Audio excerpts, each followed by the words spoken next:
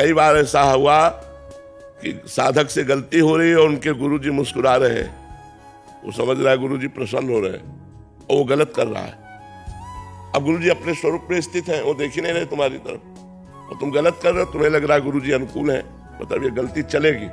ऐसा नहीं, हमें देखना है कि गुरु आज्ञा पे हम चल रहे हैं कि नहीं, हमारा मंत्र चल रहा है कि नहीं। सतोगुण से रजोगुण और तमोगुण को शांत करें, किसका प्रश्न है। पहले हम सतोगुण की वृद्धि करें, रजोगुण और तमोगुण को सतोगुण से शांत करें। हमारा भोजन सात्विक होना चाहिए सबसे पहले। तो जो शराब पीते हैं, मांस खाते हैं, अंडा खाते हैं, इस तरह के व्यवहार करते हैं, वो तो राक्षसी प्रवृत्ति है, वो साधना के योग्य ही नहीं है। हमें किसी नवीन भोग भोगने की इच्छा ना हो, कोई भी इच्छा नहीं, किसी नवीन भोग भोगने की इच्छा ही नहीं। हमारे अंदर मान अपमान का भाव खत्म हो गया। मान करे तो कोई सुख नहीं, अपमान करे तो कोई दुख नहीं। हानि लाभ खत्म हो गया हो, राग द्वेष खत्म हो गया हो, तब समझना चाहिए कि हम त्रिगुणातीत हो गए। हानि लाभ खत्म हो गया हो, राग द्वेष खत्म हो गया हो, तब समझना चाहिए कि हम त्रिगुणातीत हो गए। त्रिगुणातीत होना ही मनुष्य जीवन का लक्ष्य है, पर पहले सतोगुण को बढ़ावे, फिर सतोगुण को, जैसे कांटे से कांटा निकालकर हम दोनों का त्याग कर देते हैं, ऐसे सतोगुण से रजोगुण तमोगुण को शांत करके हम सतोगुण का भी त्याग कर देते हैं और गुणातीत अवस्था को प्राप्त हो जाते हैं। सत्य तो नारायण है, सत्य तो हरि है, सत्य तो भगवान है, मृत्यु सत्य थोड़ी है, ये तो असत है।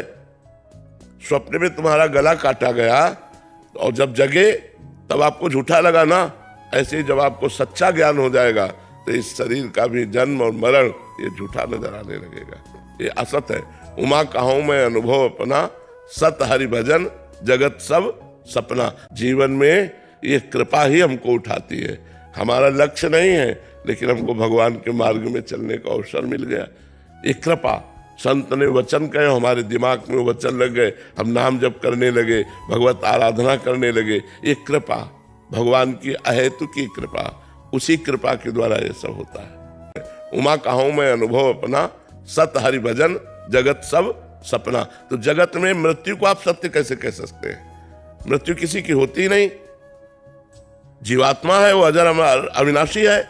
पंचभूत है, वो अपने भूतों में मिल जाते हैं, उनका भी नाश नहीं होता, तो फिर नाश किसी का हुआ ही नहीं। एक आकृति का नाश होना मृत्यु मान लेते हैं, एक आकृति का नया रूप धारण कर लेना जन्म मान लेते हैं।